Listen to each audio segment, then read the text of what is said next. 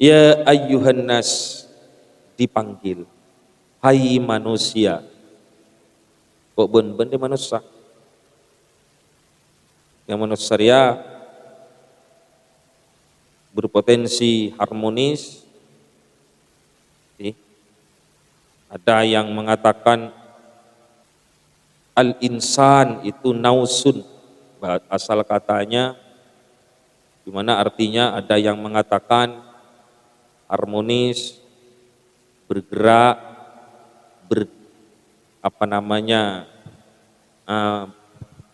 berdinamika, itulah manusia. Jadi yang dinamakan manusia makhluk berakal, berpotensi mengembangkan dirinya sehingga menampilkan dinamika kehidupan yang harmonis. Itulah manusia. Itu manusia.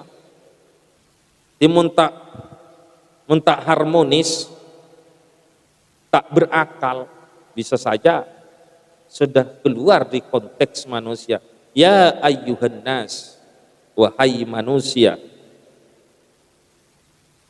Iya nida yang diikuti ayyub berarti panggilan mesra. Jadi kul, katakanlah wahai Muhammad, ya ayyuhan nas, wahai manusia. Iya-nya itu iya panggilan, iya nida. Kalau ada panggilan biasanya ada kepedulian, ada perhatian. Apalagi di sini diikuti ayyub, berarti mesra, ada kasih sayang.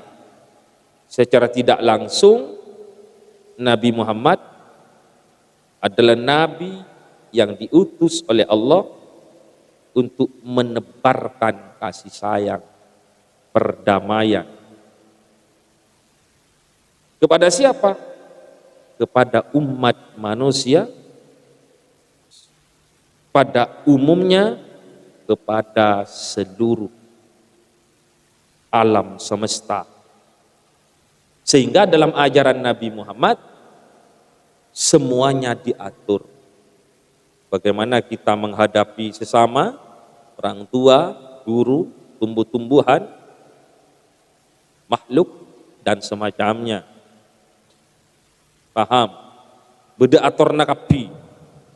Ya ayuhan nas, wahai manusia, inni Rasulullah, saya adalah utusan Allah, katanya. Jadi Nabi Muhammad di sini bagaimana disuruh memproklamirkan, memberitahu, saya adalah utusan Allah, saya adalah pesuruh Allah. Siapakah Allah itu? Siapakah Allah itu? Allah itu adalah alladzi lahu mulkus samawati wal ardh. Menurut ayat ini, Allah itu adalah yang punya kerajaan langit dan bumi, penguasa langit dan bumi. Jadi seakan-akan Nabi Muhammad menyampaikan, saya adalah pesuruh Allah yang menguasai langit dan bumi. Jadi langit dan bumi ini ada penguasanya, ada yang mengaturnya. Kalau tidak ada yang mengatur, tentu akan terjadi benturan, akan terjadi ketidakserasian, keodian ria. Arapa langi, arapa areh ben bulan mak tak pernah tatempo. Walau beda sengator. Mungkin pas tidak sengator bisa baik tabrakan. Juga dengan motor beda suhu piraki beda tabrak nah. Arapa lang apanya mana areh ben bulan pada benda luar angkasa tapi ceritanya tak pernah beda tabrakan, tabrakna bulan ben areh tak ada. Karena ada yang mengaturnya. Bede sengator. Cek sakengkeng tadi sengator, bisa peuy areh sewaktu-waktu pas datang dari deje hilang ilau atau datang dari lau dompet ke deje. Kenapa dia sengator? Jelas. Makanya dalam ayat lain disebutkan Rabbul Masyriqi wal Maghrib. Tuhan timur dan Tuhan barat. Dalam salah satu ayat Al-Quran, bagaimana? Rabbul Masyriqi wal Maghrib. Kok arah timur dan barat yang dipilih oleh Allah? Ada sebagian mufassir yang mengatakan bahwa matahari itu datangnya dari arah timur dan terbenam di arah barat, sedangkan matahari termasuk dari salah satu bagian yang diciptakan oleh Allah sebagai sumber kehidupan. Tuhan barat dan Tuhan timur. Itulah Al-Quran. Kenapa mata milih Tuhan selatan dan Tuhan utara? Kan itu. Mun butong buan teh capok sinar matahari biasanya pah langgeng. Tak pate tak pate fokus atau orang manusia pate capok sinar areh. Sama sekali biasanya pah bergember. Tur-ketur. Makanya sewaktu-waktu sambil cemor. Karena Allah sudah mengaturnya. Di sana ada vitamin D. Siapa yang mendatangkan vitamin D itu? Rabbul Masyriqi wal Maghrib. Tuhan timur dan Tuhan barat. Karena dari timurlah matahari, cahaya, sinar matahari datang. Dan bisa membayangkan muntade ari. Tade ari sekali tak teng datang. Gelap keadaan dunia ini. Gelap. Makanya gen beden ari yator bi Allah muncul ke bumi, kita bisa menghirup udara segar, maka kita bersyukur. Bismillahirrahmanirrahim. Lahu mulkus samawati wal ardh, yang menguasai langit, sing ngobesanin langit. Ada yang mengatakan, salah satu mufassir mengatakan, lamun sekocak langit atas luar angkasa. Ada yang mengatakan benda-benda luar angkasa. Apa yang kita lihat itu hanya di sanalah kemampuan mata kita melihat. Bismillahirrahmanirrahim. Ini ilaikum jami'a, ada jami'a. Dok kebeknah kapi. Dok kemunus sakapi. Ini menunjukkan ada kata jami'a. Kan ya ayuhan nas manusia. Kan manusia apa rela. Siapa saja memenusak kau tu ajeling cek saking orang yang panggil ya Allah kok ajeling atole manusia atole benerna. Tapi tahu saja jami'a. Ada apa mak pada kata jami'a dalam ayat ini menunjukkan bahwa Nabi Muhammad bukan hanya diutus untuk orang Mekah, tapi untuk seluruh manusia di muka bumi. Bahkan andai kata ada manusia di langit, bodoh manusia neng ibulan misalnya, bodoh neng benih neng bumi, maka tetap harus percaya kepada Nabi Muhammad. Paham? Bismillahirrahmanirrahim. Panggilan itu untuk apa? Orang recong monggil manggil kan pada tecuna. Ya dena ben. Biasanya pas beringakan ya ingakan dena. Ya dena ben kuandi parlo. Ulaku interaki desa. Ada tujuannya. Monggil manggil pasti pada tecuna. Ben monrenggil manggil riat tantona. Se manggil ko tu orang se lebih tengkih biasa. Makanya di sini Nabi Muhammad mengatakan inni Rasulullah. Disuruh mengatakan oleh Allah, inni Rasulullah, saya adalah utusan Allah. Hai manusia, sayalah adalah utusan Allah. Paham? Saya utusan Allah, makanya panggilan saya diindahkan, dengarkan, saya katakan demikian. La ilaha illahu, tiada Tuhan selain Dia. Siapakah Dia itu yang dimaksud? Allah. Kenapa menggunakan kata Dia? Kata Dia berarti yang dimaksud adalah hadir di hati orang yang mengatakannya. Sehingga dengan la ilaha illahu, maka manusia selayaknya harus selalu menghadirkan Allah dalam setiap gerak dan geriknya. Sehingga apabila kita mau berbuat sesuatu, maka disunnahkan kita membaca basmalah. Bismillahirrahmanirrahim. La ilaha illahu, tiada Tuhan selain Dia. Siapakah Dia? Tuhan itu yuhyi wa yumit, yang menghidupkan dan mematikan. Kenapa bisa menghidupkan? Karena Dialah penguasa langit dan bumi. Sengobosan ni langit bumi kan bisa mematik, bisa maudi. Mun tak nguasai langit ben bumi tak bisa memate ben maudi.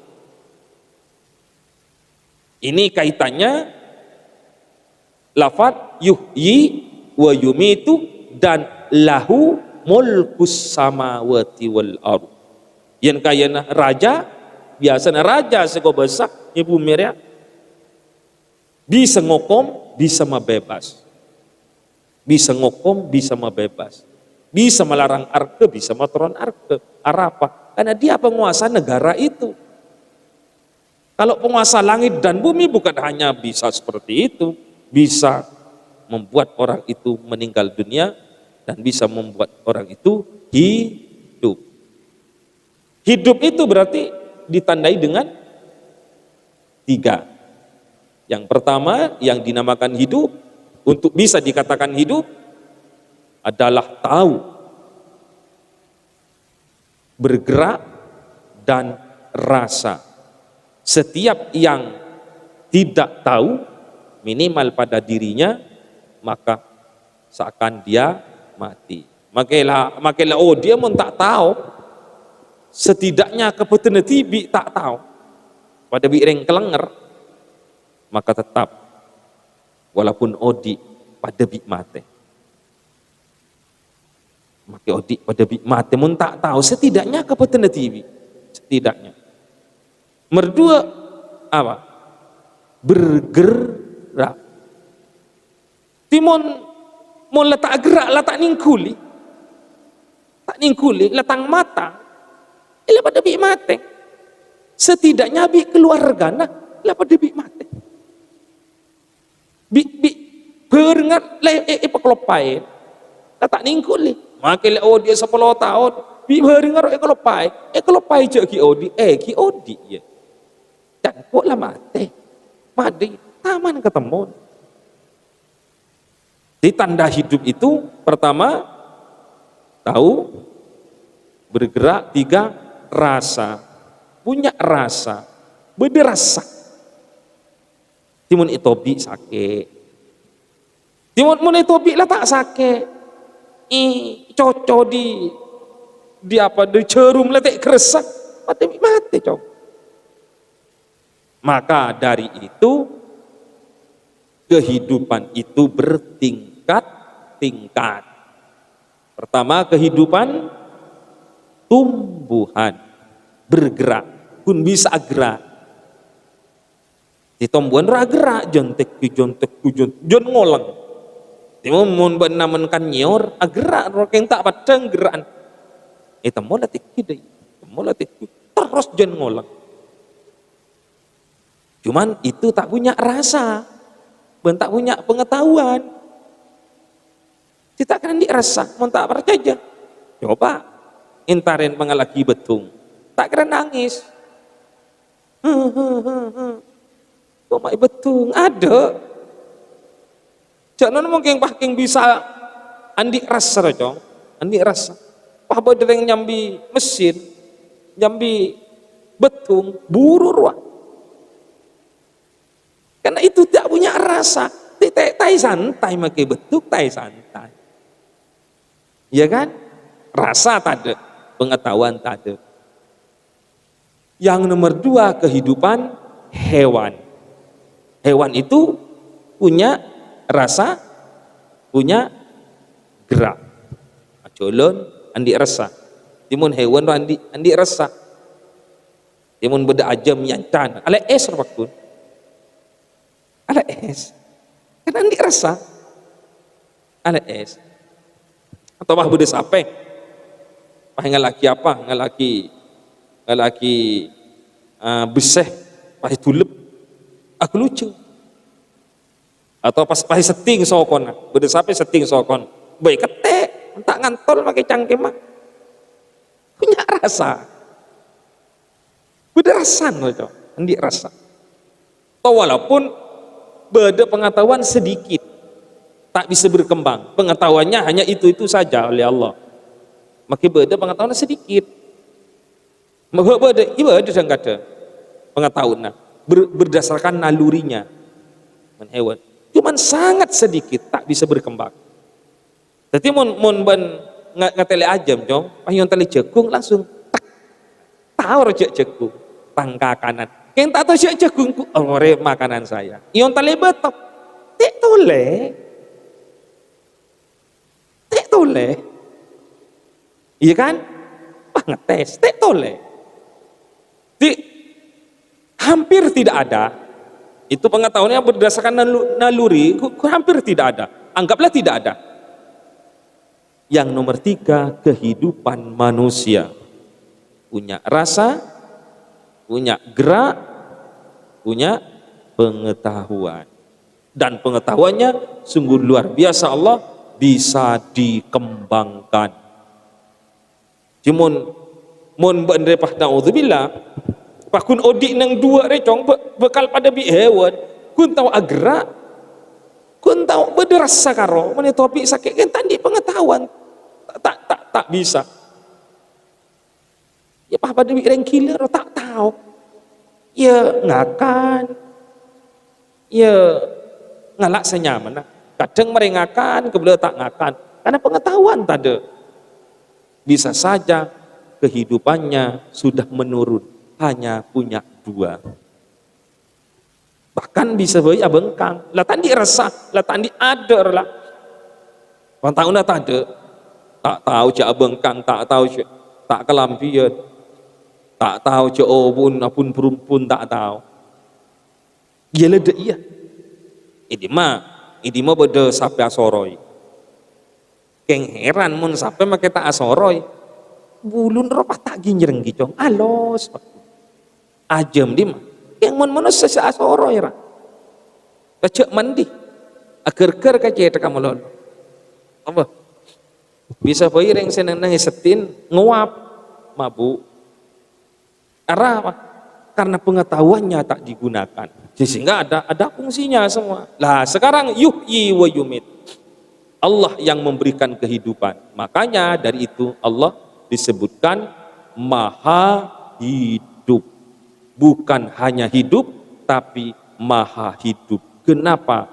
Karena Allah yang memberikan kehidupan, yang memberikan gerak, pengetahuan dan rasa. Bismillahirrahmanirrahim. Kalau sudah demikian, fa'aminu billahi wa rasulih.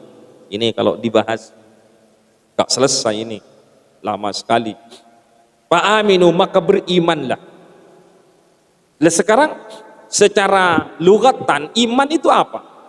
Saya percaya kepada Allah. Saya yakin ada Allah. Kalau hadis Nabi jelas ma'rifatum bil qalbi wa qaulum bil lisan wa amalun bil arkan. Ini yang istilah. Tapi kata iman itu berasal dari kata amanah. Amanah. Arti amanah itu tentram, aman. Tentram, aman. Sehingga ya tentu percaya yang mendukung bahwa kata amanah ini punya arti percaya, maka didukung oleh salah satu surah yang ada di surah Yusuf, wa ma anta bimu'minin lana walau kunna shadiqin. Encan potranah Nabi Yusuf kan Nabi, encan potranah Nabi Yakub kan Nabi Yakub. Wa ma anta bimu'minin lana walau kunna shadiqin. Ajunan tak percaya deka abdina walaupun abdina kak dinto ampon teti orang bener menggunakan kata amanah yu'minu. Tapi arti secara lugatan tentram. Dari kata itu maka berkembang kata amanat. Amanat itu juga berasal dari kata amanah. Yu'minu, imanan. Kenapa mun orang tepas ekoca amanat? Karena orang senetep, orang sematoro mun bedeh neng orang jia aromasah aman. Cuman kok motor sepeda kon royhan berarti engkau keng aromasa aman muntang sepeda bode kon royhan. Sehingga asal katanya sama daripada iman. Amanah yu'minu, merasa aman. Lah Nabi Muhammad juga andi titel bahkan sebelum kenabian Al-Amin, orang yang terpercaya. Sebelum kenabian berarti orang yang ada dan bersama Nabi Muhammad akan selalu aman, akan selalu tentram, karena Nabi Muhammad adalah punya status, punya nama Al-Amin, merasa aman. Sehingga ketika ewaktona Ka'bah ria kena banjir, ada sebagian yang mengatakan kena banjir, maka Ka'bah harus dibersihkan, diperbaiki. Bukan Ka'bah, Hajar Aswad.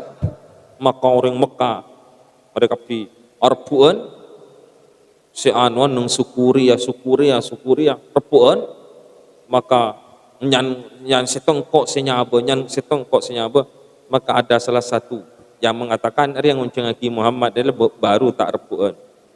Karena Nabi Muhammad adalah Al-Amin, orang yang terpercaya atau orang yang selalu mententramkan, orang yang selalu membuat orang aman, orang yang selalu membuat orang damai.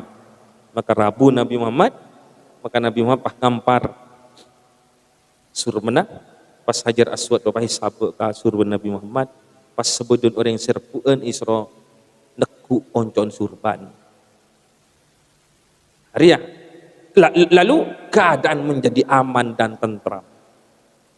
Paham? Demikian juga orang yang beriman kepada Allah sebetulnya harus merasa aman dan tentram ada dimanapun. Karena sudah ada Allah yang mengawasi. Beda Allah si ajaga. Maka kok ben-ben percaya ke Allah, iman ke Allah, maka kita sebetulnya harus selalu merasa aman dan tentram. Iya kan? Jalan ke TV, ke pasar, tentram, nyaman, aman. Apa? Engkau dijaga Allah, engkau iman ke Allah. Paham?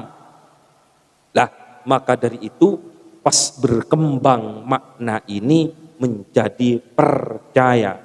Engkau percaya mun kembali. Berarti orang ngucap percaya ya. Berarti dia sudah merasa nyaman, tentram, aman kepadanya. Oh iya sinilah. Tang anak rek ke bemban kanu, ke Malaysia. Kok percaya mun kemben. Walan roh lah para caji cong arwas aman pakun anan walan le kebereng orang ruah ngerti wallahu a'lam.